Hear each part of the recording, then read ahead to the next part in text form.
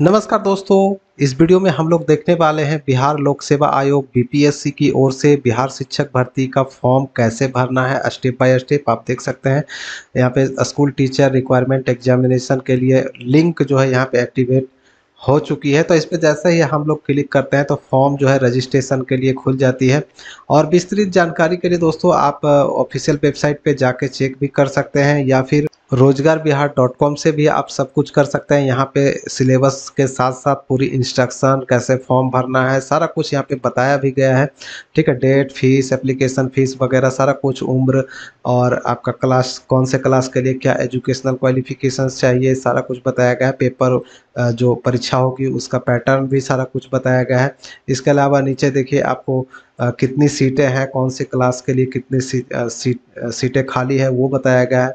फिर सिलेबस यहाँ से डाउनलोड भी कर सकते हैं, एग्जाम नोटिस भी डाउनलोड कर सकते हैं और ऑनलाइन के लिए डायरेक्ट लिंक भी यहाँ पे उपलब्ध है। ठीक है, तो सारा कुछ यहाँ पे उपलब्ध है। रोजगारबिहार.com से भी आप सब कुछ देख सकते हैं या फिर आप ऑफिशियल वेबसाइट तो चेक करके देख सकते हैं। यहाँ पे भी नोटिस वगैरह आती रहती है। और तो अभी जो पिछला नोटिस सबसे लेटेस्ट नोटिस आया है वो है फोटो से जुड़ा हुआ। हम लोग पहले देखिए ऑनलाइन फॉर्म तो भरेंगे ही, कैसे भरना है ये देखेंगे। इसके पहले देखिए जो लेटेस्ट नोटिस आया है ये 14/6/2023 को। तो ये वाला नोटिस जो है फोटो कैसे अपलोड करना है, फोटो वगैरह कैसे अपलोड करना है इसके बारे में बताया गया है। तो देखिए नोटिस मैंने पहले से डाउनलोड कर लिया है। इसमें बताया गया है कि फ़ोटो जो है वेब कैम से खींचना है। ठीक है, पासपोर्ट साइज़ फ़ोटो आपका इसमें नहीं लगेगा। इसमें डायरेक्टली आपके लैपटॉप या कंप्यूटर से कर रहे हैं तो उसमें जो वेब कैम होता है, कैमरा होता है, उससे लाइव फ़ोटो खींचना है। ठीक है, जैसा कि मैंने डेमो वीडियो में भी आपको करके मैंने दिखाया था, इस वीडियो में भी मैं आपको करके दिखाऊंगा। ठीक है, तो लाइव फोटो आपको खींचना है जिसमें देखिए बैकग्राउंड जो है पीछे कुछ नहीं रहना चाहिए। बैकग्राउंड जो है सफ़ेद हल्के रंग का होना चाहिए। तो और अच्छी रोशनी में फ़ोटो जो है वो खींचना होगा। तो वेबकैम से जो फ़ोटो खींचेंगे वो साफ़ सुथरा फ़ोटो होना चाहिए, खींचा होना चाहिए, जैसा कि मैं इस वीडियो में दिखाने वाला हूँ।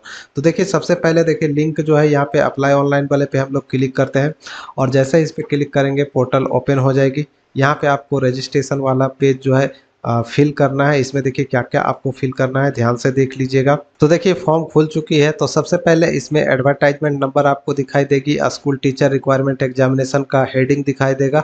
इसके नीचे आप आएँगे तो यहाँ पे कैंडिडेट का फर्स्ट नेम है, मिडिल नेम है, लास्ट नेम है। तो जो भी आपका नाम है वो पहले यहाँ पे भर लेंगे। ठीक है, उसके बाद यहाँ पे फादर नेम है, फादर नेम भरेंगे।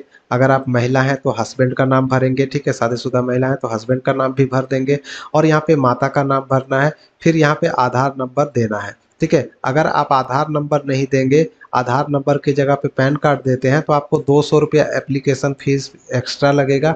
इसलिए बोल रहा हूँ कि यहाँ पे आधार नंबर जरूर दीजिएगा, तो 200 रुपये जो है वो आपको कम लगेंगे। फिर आधार नंबर डालने के बाद यहाँ पे आधार जो है आपको अपलोड भी करना है पीडीएफ फॉर्मेट में, जो कि 100 केबी से ज़्यादा का नहीं होना चाहिए। जो भी डॉक्यूमेंट आप अपलोड करेंगे पीडीएफ फॉर्मेट में अपलोड करेंगे और 100 केबी से ज़्यादा का नहीं होना चाहिए। जैसा कि इस देखिए नोटिफिकेशन में जो नोटिस आई है उसमें बताया भी गया है, देख सकते हैं। दस्तावेज की स्कैनेड कॉपी जो पीडीएफ फॉर्मेट में होगी अधिकतम 100 केबी में अभ्यर्थी के पास उपलब्ध होना चाहिए, तभी आप इसमें अपलोड कर पाएंगे। 100 केबी से ज़्यादा का रहेगा तो अपलोड नहीं होगा। तो इसको अपलोड कर देना है आधार नंबर डालने के बाद। फिर यहाँ पे सिटीजन पूछेगा तो आप इंडिया के सिटीजन हैं तो यस कर लेंगे। ठीक है, फिर बिहार के आप परमानेंट निवासी हैं तो यहाँ पे यस कर सकते हैं। ठीक है, फिर यहाँ पे आपको जैसे ही यस करेंगे तो यहाँ पे सर्टिफिकेट नंबर मांगे जाएगी, जो आपका रेसिडेंशियल आवासीय प्रमाण पत्र है उसका प्रमाण पत्र संख्या यहाँ पे लिखेंगे और कब इशू किया गया है, कब जारी किया गया है उसका डेट यहाँ पे पहले ईयर सेलेक्ट कर लेंगे, मंथ सेलेक्ट कर लेंगे। ठीक है, तो और यहाँ पे उसके बाद डेट सेलेक्ट कर लेंगे, जो भी आपका है उसे सेलेक्ट करके डाल देंगे। ठीक है, और यहाँ पे फिर आपको इसको अपलोड भी करना है। तो पीडीएफ फॉर्मेट में 100 केबी में आपको अपलोड कर देनी है आवासीय प्रमाण पत्र। फिर यहाँ पे आता है रिजर्वेशन कैटेगरी। तो यहाँ पे अगर आप रिजर्वेशन कैटेगरी से बिलोंग करते हैं तो यस करेंगे, नहीं तो नो रहने देंगे। तो मैंने यहाँ पे यस कर दिया है। फिर यहाँ पे आपसे पूछेगा आपकी कैटेगरी क्या है, तो जो भी आपकी कैटेगरी है उसे सेलेक्ट कर लेंगे। SC ST EBC BC EWS जो भी है उसे सेलेक्ट करेंगे और यहाँ पे सेलेक्ट कास्ट नेम आपसे पूछेगा तो कास्ट नेम यहाँ पे सेलेक्ट करके डाल देंगे। डालने के बाद यहाँ पे देखिए यहाँ पे जैसे ही आप क्लिक करते हैं ड्रॉप डाउन लिस्ट यहाँ पे खुल जाती है। जो भी आपकी कास्ट है वो यहाँ पे सेलेक्ट करके डाल देंगे। डालने के बाद यहाँ पे सर्टिफिकेट नंबर, जो आपका कास्ट सर्टिफिकेट, जाति प्रमाण पत्र है, या फिर जो अगर आप ईबीसी हैं तो ईबीसी प्रमाण पत्र, या बीसी है तो बीसी प्रमाण पत्र, ईडब्ल्यूएस है तो ईडब्ल्यूएस प्रमाण पत्र यहाँ पे डालना है। और इशूइंग डेट कब जारी किया गया है उसको सेलेक्ट करके डाल देंगे, और यहाँ पे उसको कास्ट सर्टिफिकेट को आपको अपलोड भी कर देना है। फिर यहाँ पे आता है मैरिटल स्टेट, शादीशुदा है या अनमैरिड है, उसे आपको सेलेक्ट कर देनी है। फिर मेल फीमेल जो भी है उसे सेलेक्ट करेंगे, ठीक है। फिर यहाँ पे आ जाता है क्या आप फ्रीडम फाइटर के रिलेटिव हैं, तो यहाँ पे यस नो कर सकते हैं, यानी कि जो स्वतंत्रता सेनानी के नाती पोता नतनी यानी परिवार के सदस्य हैं तो यस करेंगे, नहीं तो नो रहने देंगे। मैं यहाँ पे नो रहने देता हूँ। फिर यहाँ पे दिव्यांग वगैरह हैं तो यस करेंगे, नहीं तो नो रहने देंगे। अगर आप दिव्यांग हैं तो यस करेंगे, तो यहाँ पे आपको बताना होगा कि आप किस टाइप के विजुअली डिसेबल्ड हैं, या हेयरिंग डिसेबल्ड हैं, या ऑर्थोपेडिकली डिसेबल्ड हैं, जो भी है उसे आपको बताना होगा। तो मैं यहाँ पे नो कर देता हूँ। अगर आप यस करेंगे तो यहाँ पे सर्टिफिकेट नंबर डालना होगा, इशू डेट डालना होगा, ठीक है। और यहाँ पे बताया गया है कि नोटिस जारी किया गया है बीपीएससी की ओर से दिव्यांगों के लिए, वो भी मैं आपको पहले दिखा देता हूँ। देखिए यहाँ पे जारी की गई है 14/6/2023 को, important notice for the post of school teacher under education department government of Bihar regarding eligibility certificate से जुड़ा हुआ नोटिस है।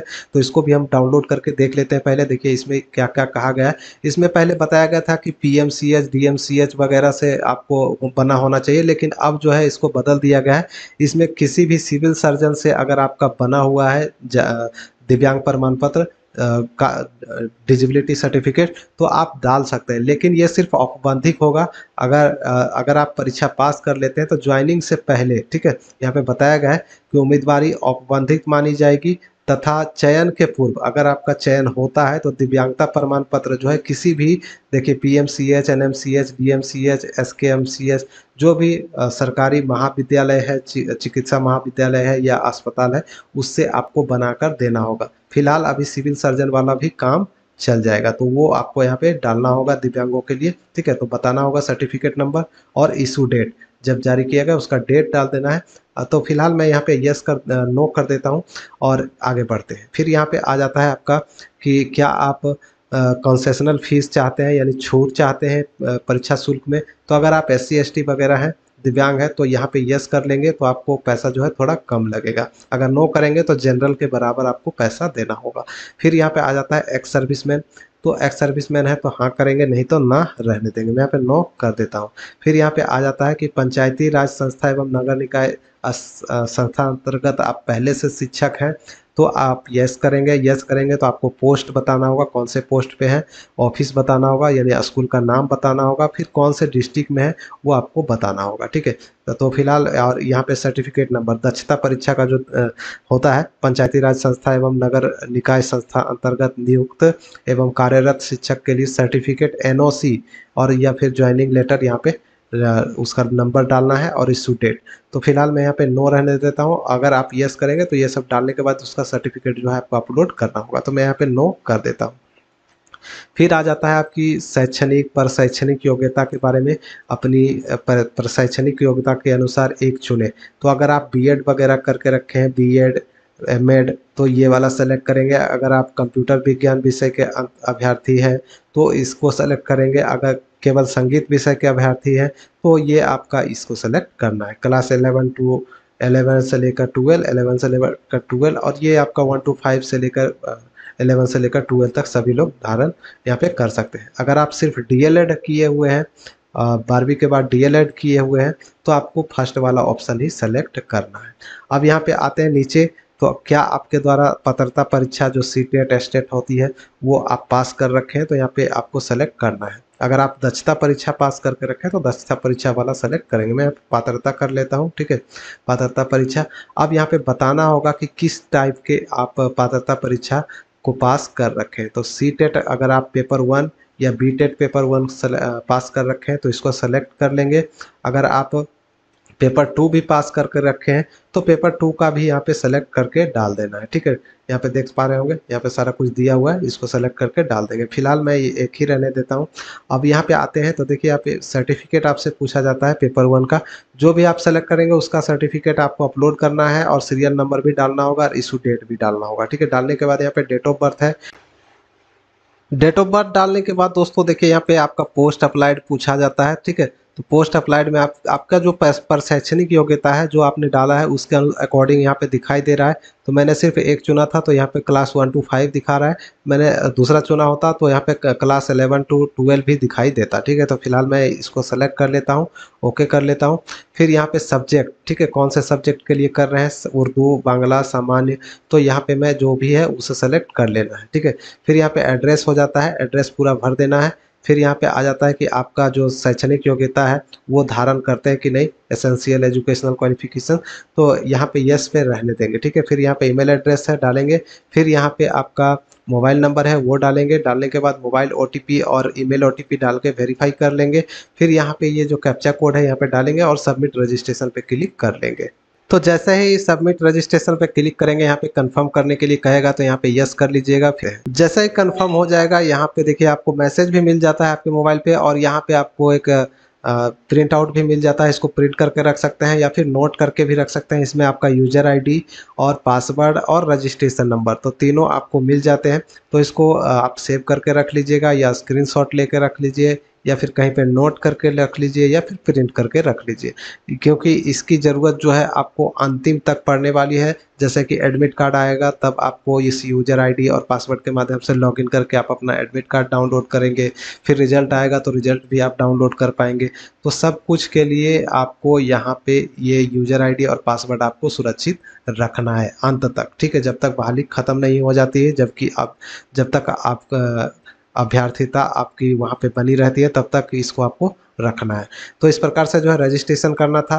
अब जो है आपको दोबारा से लॉगिन करना है। लॉगिन वाले पेज पर फिर से चलते हैं। तो देखिए फिर से हम लोग लॉगिन वाले पेज पे आ चुके हैं जहाँ से हम लोग रजिस्ट्रेशन शुरू किए थे। तो यहाँ ऊपर में आपको लॉगिन का लिंक मिलता है जिसमें आपको अपना यूजर नेम और पासवर्ड यहाँ पे डालना होता है और ये कैप्चा कोड यहाँ पे डाल के लॉगिन करना है। चलिए डाल लेते हैं। लॉगिन करते ही यहाँ पे आपको आपका डैशबोर्ड खुल जाएगा। यहाँ पे आपका जो भी आपने रजिस्ट्रेशन में भरा है वो सारा कुछ यहाँ पे दिखाएगा, तो देख लीजिएगा। और यहाँ पे देखिए नीचे आपको एप्लीकेशन फॉर्म का लिंक मिलता है, यहाँ से आप अपने फॉर्म को कंप्लीट करना है। तो चलिए इस पर क्लिक कर लेते हैं। डायरेक्टली क्लिक होता है। तो क्लिक करते ही देखिए यहाँ पे जो है आपको कितने मिनट का फॉर्म का जो है टाइमिंग दिया जाता है। इसमें देखिए बताया गया है कि देखिए 20 मिनट का आपको टाइम दिया जाएगा कि यहाँ पे फॉर्म को कंप्लीट करने के लिए। तो जो भी आपका टाइम है उसके अंतर्गत ही आपको कंप्लीट करना है। तो यहाँ पे अब नीचे आते हैं तो देखिए यहाँ पे ज़्यादा कुछ तो करना नहीं है। यहाँ पे सीधे नीचे आना होगा। नीचे आते हैं तो यहाँ पे नेक्स्ट बटन आपको दिखाई देगी, नेक्स्ट बटन कर लेना है। ये रजिस्ट्रेशन वाला डिटेल आपका ऊपर दिखाता रहेगा। यहाँ पे नेक्स्ट बटन पे क्लिक कर लेते हैं। अब जो है आपका फॉर्म जो है यहाँ पे कंप्लीट करना है। इसके लिए पात्रता परीक्षा देखिए दिखाई दे रहा है जो आपने रजिस्ट्रेशन में सेलेक्ट किया था। तो इसमें भी कुछ नहीं करना है। अब सीधे आना है यहाँ पे कि विद्यालय अध्यापक के मूल कोटि कक्षा 1 से 5 के पद पर नियुक्ति हेतु शैक्षणिक एवं प्रशैक्षणिक योग्यता आपकी क्या है। यहाँ पे ड्रॉप डाउन पे क्लिक करेंगे तो यहाँ पे दिखाई देने लगेगा। तो जो भी आपकी योग्यता है वो आपको इसमें से सेलेक्ट कर लेना है। तो मैं यहाँ पे कर लेता हूँ, ऊपर वाला ही कर देते हैं। अब यहाँ पे देखिए भरना होगा। तो इंटरमीडिएट का डिटेल मांगा जा रहा है तो यहाँ पे इंटरमीडिएट का डिटेल फिल कर देना है, जैसे कि subject, stream, passing year, institute का नाम, बोर्ड का नाम, मार्कशीट, मार्क्स ऑब्टेनेड आपका या फिर सीजीपीए है तो वो डालेंगे, फुल मार्क्स यहाँ पे डालेंगे, परसेंटेज डालेंगे और 12th का सर्टिफिकेट यहाँ पे अपलोड कर देंगे। अगर आप दूसरा क्वालिफिकेशन आपने चयन किया है तो आपको ग्रेजुएशन वगैरह का भी डिटेल मांगा जाएगा तो वो आपको डाल देना है, ठीक है। तो यहाँ पे अपलोड कर लेना है सर्टिफिकेट को भी। और यहाँ पे प्रारंभिक शिक्षा में शास्त्र में जो आपका प्रशैक्षणिक योग्यता है, डीएलएड, बीएड जो भी है उसका डिटेल यहाँ पे फिल कर देना है। जिस प्रकार से ऊपर वाला करना है उसी प्रकार से नीचे भी कर देना है और यहाँ पे अपलोड भी करना है। फिर यहाँ पे आपको टिक कर देना है। टिक करने के बाद आते हैं तो क्लास, यहाँ पे प्रेफरेंस दिखाएगा। अगर आप 11 12 के लिए एलिजिबल हैं तो यहाँ पे दिखाता रहेगा। तो 1 नंबर में क्या चाहते हैं, 2 नंबर में क्या चाहते हैं, वो आपको 1 नंबर यहाँ पे लिख देना है या फिर यहाँ पे 2 नंबर भी डाल सकते हैं, ठीक है। अगर आपका 2 यहाँ पे दिखाएगा तो ठीक है। फिलहाल यहाँ पे 1 ही दिखा रहा है तो मैं इसे 1 ही रहने देता हूँ। अब यहाँ पे नेक्स्ट बटन आपको दिखाई देगी, नेक्स्ट बटन पे क्लिक कर लेना है। अब देखिए दोस्तों आपका नेक्स्ट में जो है आपका डिस्ट्रिक्ट सेलेक्ट करना है कि किस डिस्ट्रिक्ट में आप पहले ज्वाइन करना चाहते हैं। अगर आपका चयन होता है तो सबसे पहले किस ज़िले में जाना चाहते हैं, तो सीट के अकॉर्डिंग अपने सुविधा के अनुसार देख लीजिएगा कि आपको कौन सा ज़िला सबसे पहले पसंद है। तो जो भी आपका ज़िला पसंद आता है उसके अनुसार आप अपना सेलेक्ट कर लेंगे, ठीक है। उसके बाद देखिए 3 ज़िला जो है आपको सेलेक्ट करनी है, मैं यहाँ पे 3 सेलेक्ट कर दे रहा हूँ, ठीक है। तो इस प्रकार से 3 सेलेक्ट कर देना है। फिर यहाँ पे देखिए एंटर मैट्रिक सर्टिफिकेट डिटेल, तो यहाँ पे क्या करना है, मैट्रिक का मार्कशीट या जो आपका मूल प्रमाण पत्र है, दोनों में से किसी का भी आप यहाँ पे नंबर डालेंगे, ठीक है, सीरियल नंबर डालेंगे। और यहाँ पे जो आपको दिखाई दे रही है इशू डेट, वो कब जारी किया गया है वो डालेंगे। और यहाँ पे मैट्रिक का सर्टिफिकेट जो है आपको अपलोड कर देना है। तो जो भी आपका मार्कशीट है उसको अपलोड कर देते हैं। देखिए यहाँ पे अपलोड हो गया इस प्रकार से। और फिर यहाँ पे नीचे आते हैं तो आप देख पा रहे होंगे कि उम्मीदवार का एक शारीरिक पहचान मांगा जा रहा है, तो तिल का निशान, कटे का निशान, जो भी है आप उसे यहाँ पे डालेंगे, ठीक है। डालने के बाद यहाँ पे आपको अपना लाइव फोटो खींचकर डालना होगा। तो जैसा कि आप देख पा रहे होंगे फोटो मेरा दिखाई दे रहा है, तो यहाँ पे बैकग्राउंड में आप देख पा रहे होंगे कि बैकग्राउंड में बहुत सारी चीजें दिखाई दे रही है, तो ये सब चीजें नहीं होनी चाहिए। बिल्कुल एक दीवार के सामने खड़े हों और हल्के बैकग्राउंड का होना चाहिए, सफेद बैकग्राउंड का, ठीक है। तो सफेद बैकग्राउंड के पीछे जाके आपको खड़ा होना है, जैसा कि मैं क्लिक करके आपको दिखाने वाला भी हूँ। तो यहाँ पे जैसा ही आप क्लिक करेंगे, देखिए क्लिक टू कैप्चर इमेज, तो यहाँ पे जैसा ही आप क्लिक करते हैं तो देखिए यहाँ पे क्लिक होकर आ चुका है। तो यहाँ पे देख सकते हैं फोटो में बैकग्राउंड में बहुत कुछ दिखाई दे रही है, तो इस प्रकार से दिखाई नहीं देना चाहिए, सफेद बैकग्राउंड का होना चाहिए। कैसा होना चाहिए मैं आपको दिखाता हूँ। देखिए दोबारा से क्लिक करने के लिए आपको रीटेक फोटो पे क्लिक करना होगा। जैसे ही इस पे क्लिक करते हैं, देखिए रीटेक पे क्लिक करेंगे तो आपका रीटेक यहाँ पे आ जाएगा। तो मैं एक क्लिक करके पहले आपको एक सफेद बैकग्राउंड वाला दिखा देता हूँ। तो देख सकते हैं कि हल्के बैकग्राउंड का फोटो यहाँ पे आ चुका है, पीछे में कुछ भी नहीं है। तो इसी प्रकार से आपको भी खींचना है और लाइटिंग की व्यवस्था अच्छी होनी चाहिए, साफ दिखना चाहिए। मेरे पास उतना लाइट नहीं था तो थोड़ा फोटो खराब दिख रहा है। तो यहाँ पे लाइट जो है आपको अच्छी होनी चाहिए। फिर यहाँ पे आपको सिग्नेचर अपलोड करनी है इंग्लिश में और यहाँ पे हिंदी में। अपलोड करने के बाद सिग्नेचर और अपलोड करने के बाद यहाँ पे आपको टिक करनी है और टिक करने के बाद यहाँ पे प्रीव्यू कर देना है, प्रीव्यू करना है और देख लेना है कि सब कुछ ठीक है कि नहीं। अगर सब कुछ ठीक है तो यहाँ पे सबमिट बटन दिखाई देगी, सबमिट बटन पे आपको क्लिक करनी है। अब देख सकते हैं फोटो सिग्नेचर सब कुछ अपलोड हो चुका है। फोटो का डायमेंशन 15 KB बताया गया है, 15 KB से ज़्यादा का सिग्नेचर जो है आपका अपलोड नहीं होगा, ठीक है। तो 15 KB से कम का सिग्नेचर आपको अपलोड करना है। प्रीव्यू पे क्लिक करेंगे, प्रीव्यू आप देख पाएंगे। तो मैंने यहाँ पे देख लिया है प्रीव्यू, सब कुछ ठीक है। तो यहाँ पे टिक करने के बाद यहाँ पे सबमिट पे क्लिक कर देते हैं। देखिए टाइम जो है बहुत कम बचा है, इसलिए मैं यहाँ पे सबमिट कर दे रहा हूँ, ठीक है। सबमिट करते ही देखिए यहाँ पे फॉर्म जो है आपका सबमिट हो चुका है। यहाँ पे मैसेज दे रहा है कि your application form has been submitted successfully, please note registration number to for future के लिए रेफरेंस नंबर यहाँ पे बताया गया है। इसको फिर से आपको रीलॉगिन करना होगा। तो चलिए यहाँ पे रीलॉगिन कर लेते हैं।